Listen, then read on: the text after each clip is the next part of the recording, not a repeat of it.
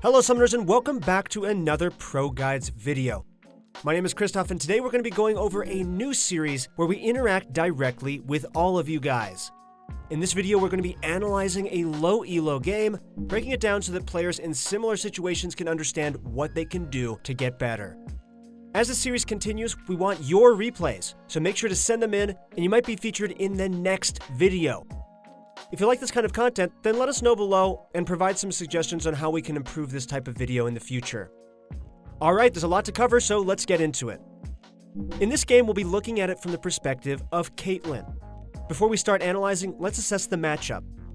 In all of your games, make sure that you look at your matchup to figure out your goals and your opponent's goals. By doing this, you are playing with a plan in mind, not just hoping that you get random kills or thoughtlessly farming for the first 10 minutes. Always have a reason you're doing something. In this matchup in particular, we have Caitlyn and Leona versus Sivir and Thresh. Okay, so let's break it down. As Caitlyn and Leona, your strengths are strong lockdown with Leona CC and a Caitlyn trap to follow up. You guys also have long range, making you a natural lane bully. You have a strong push potential with the ability to take turret faster, and you have pretty good gank setup as well. So what are your weaknesses? As a team, you guys are pretty vulnerable to ganks. You're also weak after your initial engage, meaning that you can definitely lose some fights if you take them too long and don't burst your opponent down soon enough. Alright, now let's take a look at Sivir and Thresh. Their strengths, on the other hand, are strong push potential, easy gank setup, a pretty safe playstyle, and they have short, bursty trade potential with little commitment. Now let's take a look at their weaknesses. Their weaknesses are that they have low range and they are weaker after an initial engage. Ultimately, these are both solid lanes. Getting into the habit of assessing your champion's strengths versus your opponent's strengths helps you create these goals in mind. We don't all get to play every single matchup several times, so this is especially important to do in matchups you're playing for the first time.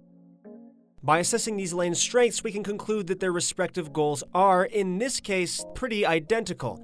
Both lanes are trying to shove their opponents under their turret and use that pressure to create advantages, whether that be turret plating, vision advantages, or neutralizing the opponent. So here as Caitlyn, if you can shove your opponent, you can slowly begin to take turret plating and build a gold lead and tempo lead. Turret plating can potentially yield 800 gold, and you also get 150 if you take the first turret. This is more than 3 kills worth of gold, and taking a turret also allows you to push up further and have more time when you rotate somewhere else. As Sivir, your goal would be to scale up and to try and get the lead that you can. Staying even as Sivir is a win in most matchups because the utility of your ult makes you a really strong late game presence, especially in team fights. Naturally, you are a very strong team fighter because you get the most out of Ricochet when there are many enemies where your auto attacks can bounce to, and also when you have several targets to throw a boomerang blade. A common way to do this as Sivir is to shove your opponents under their turret, and then get the first hit on the next minion wave that is coming by. By always having your opponent shoved in, you effectively neutralize the lane, which is a win for you. While we go through this, make sure to take a look at our mana bar this whole laning phase. This isn't going to be the most important thing we go over, but it's definitely worth noting. Alright, now let's begin with the game. Both lanes start by leashing their junglers on their bot side buffs. As soon as both bot lanes reach their first minion wave, we see both Caitlyn and Sivir use Q abilities to farm the melee minions. While choosing to use their abilities to farm here wasn't a mistake, we think that both bot lanes actually did make a mistake just moments before this by leashing for too long. Since we know how important it is for either lane to push into the enemy turret, we think that finishing your leash on the jungler a second or two earlier would have been better. Since both Qs are down, this has created a power shift advantage towards Caitlyn, who has a range advantage.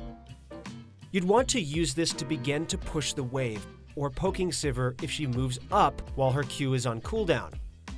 Since we know Sivir's Q is on cooldown, we don't have to be afraid to auto-attack her as long as we stay safe from Thresh's Q. Sivir manages to get in a free auto attack on the minion wave and isn't punished for it since we already have the push building. We aren't punished for our own mistake, but maybe Caitlyn could have gotten Thresh's Guardian to activate here. So if she were to do this successfully several times, the wave would end up in a spot where we can't set up a push on it. Sivir has the option to try and take damage to push the wave, so if she chooses to do this, we have to make sure we play properly and trade back that damage, so she doesn't just push for free. Even though we don't know what ability Thresh started, we don't have to be afraid if he walks up to Flay, since we also have Leona nearby to trade some damage. Alright, since we have successfully gotten the wave to push in, we are going to hit level 2 first. Once the 3 melee minions in the second wave die, we hit level 2 in the bot lane. But here, when we're about to last hit the third melee minion, we're positioned a little too far back. We should be moving up here because we have a power spike over our opponent. As soon as you guys hit level 2, most of you know, you need to be in a good position to take an advantageous trade, and as you can see here, Sivir turns around to last hit a minion, which was a mistake by her, since we already hit our level 2. Right after this trade, Caitlyn begins to get a little scared, understandably because we don't know where Gragas is on the map, but playing too safe can also be a mistake.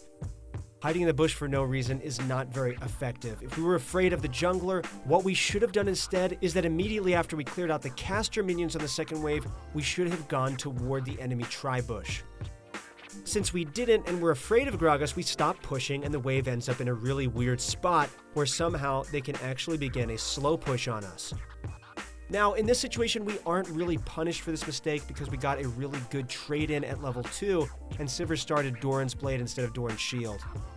She's too low to capitalize on this opportunity, but again, we only got her this low because she made the mistake of turning around when we hit level 2.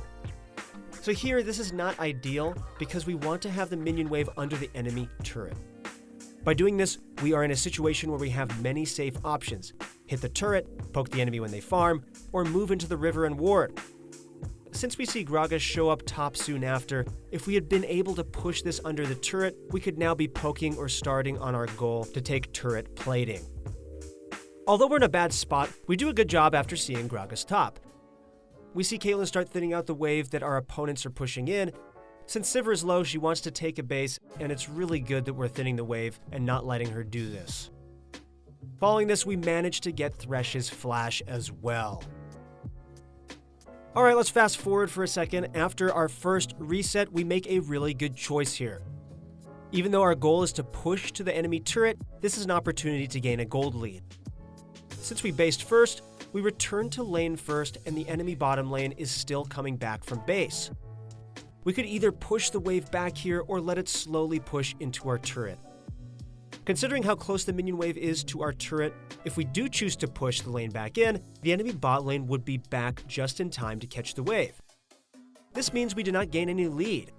Instead, since we choose to let the minions slowly push in, we deny several minions and can just clear the minions under our own turret and start pushing the wave later. Since we see the enemy bot duo back in lane, we do a good job of thinning the wave to a point where we can manage it, so we can either push or continue freezing. Overall, we are outperforming our lane opponents, but there is one thing they've managed to do better than us. Since we have a freeze and our opponents recognize that it's dangerous to walk up, they do what we failed to do earlier in the game. That is, they walk into our jungle and get wards because we are busy farming our waves. This is really good by them because they recognize that they couldn't do anything in lane, so instead, proactively, they went to get vision, which would help their team as well as give them information on whether they could walk up. Slowly, our freeze breaks and Leona postures aggressively to look for a fight. She tries to find an engage since Lee Sin is nearby, and even though this doesn't work out, it's a good try. Afterwards, we try to push the wave in and end up taking too much damage for it, which we could have tried to avoid. However, this isn't too bad because it's actually acting on a good concept, but our execution could have been a little bit better. Since we have a potion and 3 biscuits in our inventory, we actually shouldn't be afraid to trade with Sivir, as long as fights don't go to the death. We can use potions to sustain back the damage we take, and we'll come out ahead in the long run. Alright, let's fast forward to 9:30. While we make a good choice of buying a control ward, we don't get much value out of placing it in our lane bush. The placement we chose could be useful if we wanted to see Lee Sin gank, or if we want him to sit in that bush for a counter gank. However, against the lane we're playing and how safe they're playing, we're more likely to succeed in a gank if Lee Sin comes from the back. And in order to successfully counter a Gragas gank, we would actually first need deep vision in the enemy jungle to see if he's coming. Instead, it would have been better to hold on to it in case we ever wanted to start dragon, or even the enemy tri-bush if we get priority. If we succeed in hard pushing into the enemy turret, we can keep them under the turret so that they can't clear the control ward, or poke them out when they do try to clear it. Alright, let's fast forward a little bit. Here we see both junglers mid, so both bot lanes should be free to do whatever they want. We should be trying to push here so that we can get more vision. You could make an argument here that since our jungler died mid lane fighting Gragas, he could come straight to the bot lane if we do push. However, that's completely fine because we don't have to die even if he comes. We can just push the wave and back off, or look for Gragas in the river while the enemy bot lane has to catch the wave. Gragas' play here should be to go for Infernal off of his winning play, so he should be trying to take back priority so that we can either bully him or make the enemy bot lane give up farm to help, then back off if we see them react. Instead, we keep the wave in the middle and just play passively until Leona finds an engage. And with some clean mechanics, we managed to trade kills, Leona for Sivir. Overall, this is good for us, but there's one issue. When we talk about what Gragas should have done after his play mid, we concluded he should be hovering bot side. However, we only have shallow vision in our river, so we can't pinpoint this location with certainty. Even though we end up ahead on this play, this was ultimately a 50-50 play where we could at best get a kill and at worst get double killed, lose tower plating, and lose Infernal Dragon. If at some point earlier we had been able to push the enemy turret, we could have walked out of lane and warded the enemy jungle so that this play could be made with absolute confidence. Over the course of many games, if we took these random engages every time, some games we would get a kill and other games we'd give the opponent a huge lead. Instead, by playing for vision first, we can know that all of our attempts at engaging will lead to a positive outcome. Now here let's watch what the enemy Thresh does. We recognize how important vision is for his lane, and he does a good job at clearing our vision.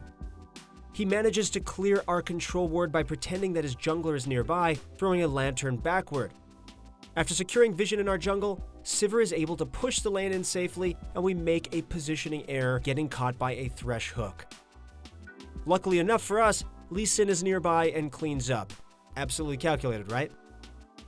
Eventually, the 15-minute mark comes around, meaning turret plating has fallen, with neither bot lane taking any. At 16 minutes, we finally break open the bot lane turret with the help of our jungler. Ultimately, we won this lane, coming out 30 CS ahead, but there's still a lot of things we can continue to improve upon. In games like these, where the enemy jungler doesn't come to our lane at all, we want to be able to win our lanes by ourselves when we have the tools to do so. In this game, it would be realistic to say that if we just got a shorter leash, we can get to the lane first and then control the lane ourselves and not need really much help. Now, do you remember what I said at the beginning? Well, if you don't, it wasn't the most important topic here, but it's something we should still look at. I said we should keep track of our mana bar. One thing that we could have done better here is use our mana more often. While it's a good habit to not waste mana on abilities when it's unnecessary, the opposite is also true. Being too conservative is a wasted opportunity. Mana regenerates over time, so in a sense, it's almost a waste to always be full mana, and in a perfect world, the most mana we should ever be at is 80 to 95%. In this game, we could have used more mana pushing the wave or looking to poke Thresh a little bit more, since we know that Sivir can spell shield Caitlyn's Q. We could even aim to miss Sivir and bait her into wasting spell shield. While Sivir was constantly using mana to push the wave, that's something we didn't really do, and we had a hard time getting lane priority because of that. Overall in this game, we could have made a better attempt to push our lane, gotten vision off our lane priority, and pushed for even bigger leads so we could snowball into the mid-game harder. Thank you guys so much for watching this video. This is our first one for our community coaching series. And again, make sure to send us your replays so that we can choose one for the next video. If you guys like this video, then please leave a like, comment, and subscribe. And if you guys are interested in getting better at League of Legends this season, then please check out ProGuides.com, where we have more videos like this and guides and courses with your favorite pro players. That's it for today. Thank you guys so much for watching, and we'll see you on the Rift.